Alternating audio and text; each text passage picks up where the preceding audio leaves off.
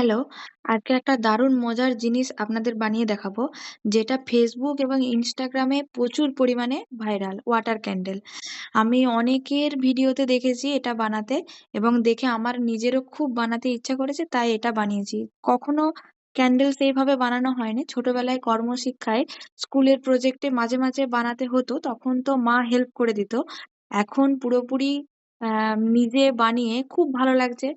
আর এটা বানানো খুব সহজ। আপনারা বাড়িতে খুব সহজেই বানাতে পারেন।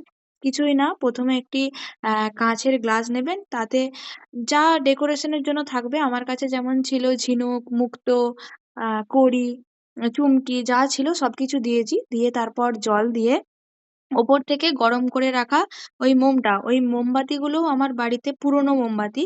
সেই পুরনো মোমবাতিগুলোকে গলিয়ে তাতে অয়েল পেস্টাল কালারের আকাশি কালারটা এড করেছি এবং তারপর জলের ওপর থেকে ঢেলে দিয়েছি।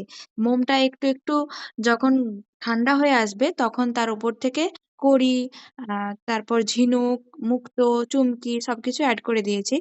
আমার দেখতে খুবই ভালো লেগেছে। ডেকোরেশনটা এত ভালো লেগেছে যে অনেকদিন পর কিছু বানিয়ে খুব আনন্দ পেলাম।